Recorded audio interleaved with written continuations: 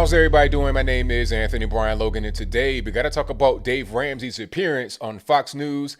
That's got quite a few people triggered, butthurt, upset, whatever you want to call it. Now, before I get to the Fox News video, I got to give you a brief rundown of Dave Ramsey. He is a personal finance advisor, and his main thing that I see him talk about is debt, how to get out of debt and how to have a responsible financial life. You know, he has a call-in show, and a lot of the callers call in saying, hey, I got crazy student loan debt. I'm $1 million in student loan debt. How do I get out of it? How do I get my life back on track? And he gives really good advice. And he was on Fox News doing the exact same thing, giving really good advice. But some people didn't like what he said.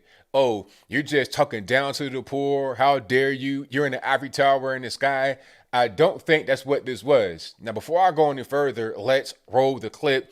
In this clip, you'll see him talk about student loan debt forgiveness first. We'll talk about that a little bit later. And also the whole thing about the stimulus checks. Should you get a check or not? What is a better alternative to getting a check? After we get done watching that, I'll talk about what was said there. Then I'll give you my 2 cents, my deep detail analysis, and then I'll wrap it on up with a nice bow on top. So without further ado, let's go ahead and roll it.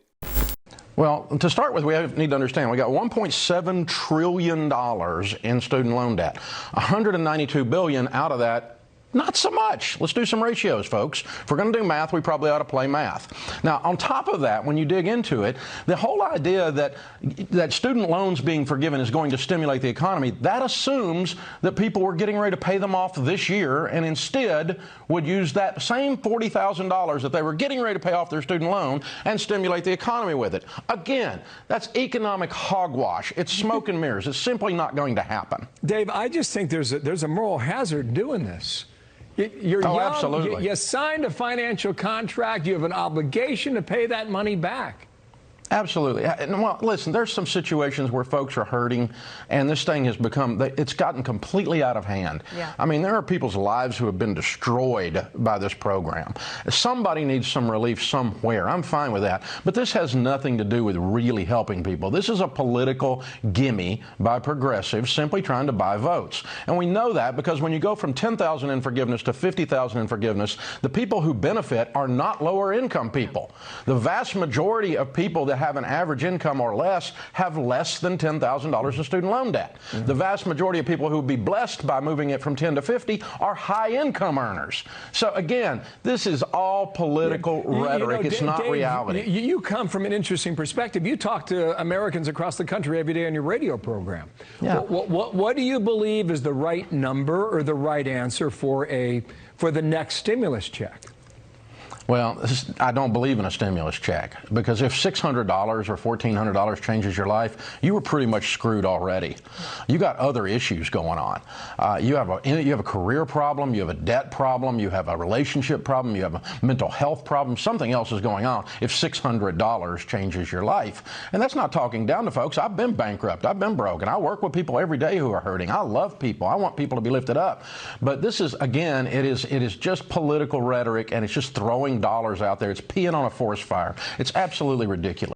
All right, so you saw that, you heard that. Now, I don't see the lie there. I don't see the lie.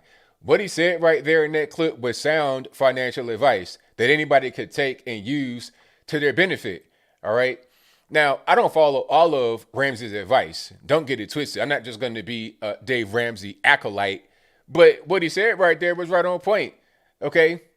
Listen, the whole thing about student loans, first of all, the average person is not that much in student loan debt. I'm talking about just out of everybody in the country, period. They're not going to be that much in student loan debt. Below 10 grand is probably right around accurate. And what he said about the 50 grand being higher income people is correct. And if you're a higher income person, why do you need the bailout? Okay. And in reality, nobody should get a student loan bailout. You knew what it was from the very beginning.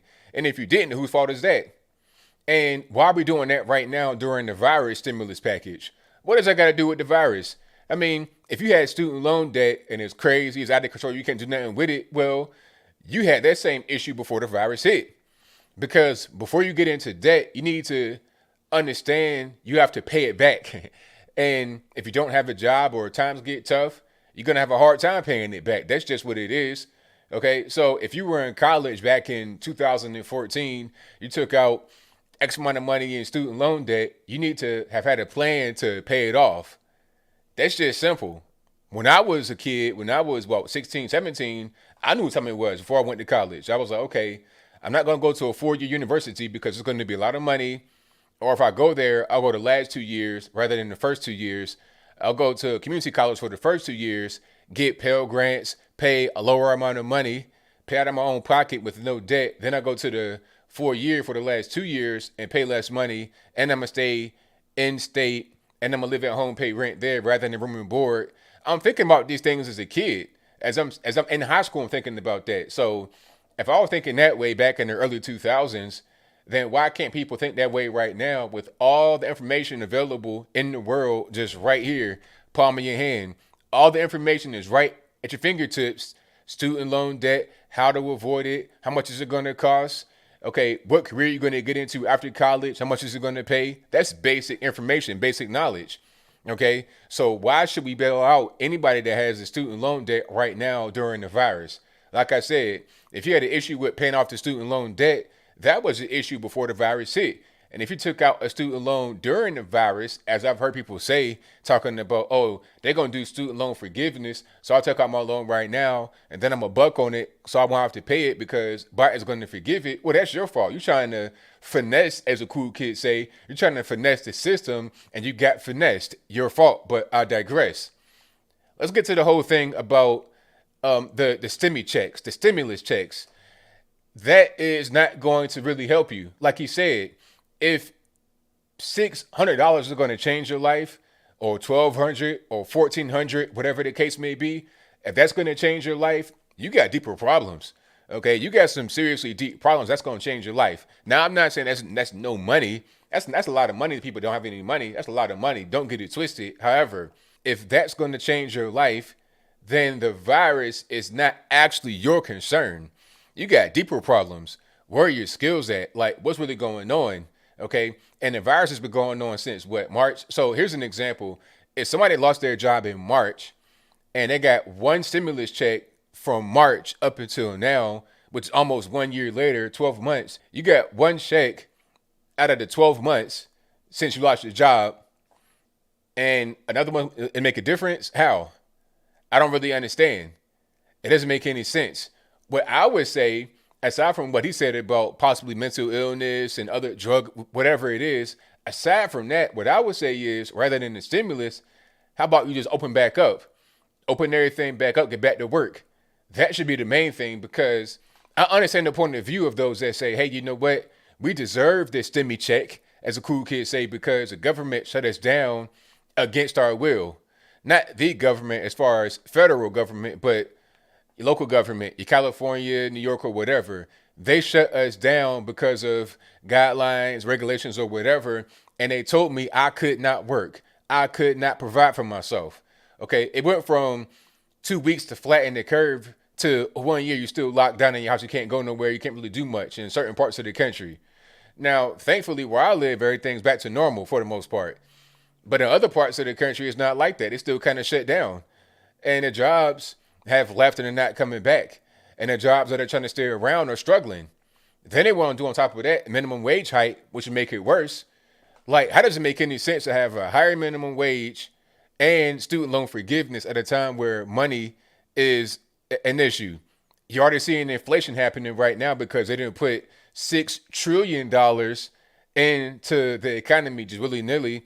25% of all money in the U.S., the money supply was created in 1 year, last year, 2020. 25%. That's going to cause inflation. So inflation is happening right now. Then they want to spend more and more and more and more. Jobs are struggling, not coming back, lack of production, crazy trade deficit. So how does it make sense to hand out these checks?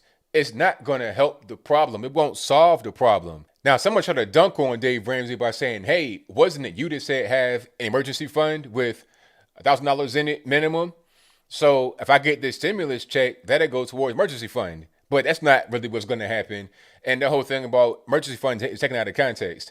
Okay, emergency fund is money you put aside while you're, first of all, getting more revenue, getting more income. So if you have no job, that doesn't really apply to you. You can't put 1,000 to the side while you have no job when you already have to use it to get food right now.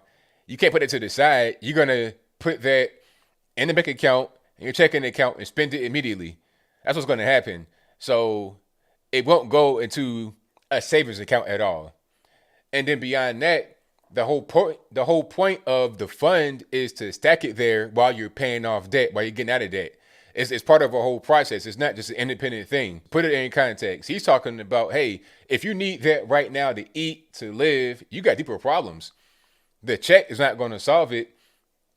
It might give you a brief relief, maybe, but you're going to be right back next month with the same problem. Let's get back to work. Open the country up. What Dave Ramsey said was totally correct. Anybody says anything different is just not being honest, in my humble opinion. But I think I'll leave that right there for now. And what say you? Do you think that Dave Ramsey made sense on Fox News? If that's your viewpoint, let me know why in the comments below. Or did he not make sense?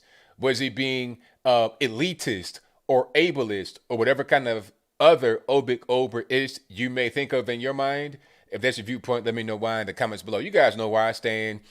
This thing, about money can sometimes be emotional, but take your feelings out of it. Get out of your feelings. Get out of your feelings and look at things for what they are. Look at the reality for what it is. All right. The stimmy checks aren't going to solve the problem. Let's get our economy back on track. Let's get things back opened. Let's go back to work. If we're not doing that, then we're going to be right back here every single month with the same problem. Please, sir, can I have some more?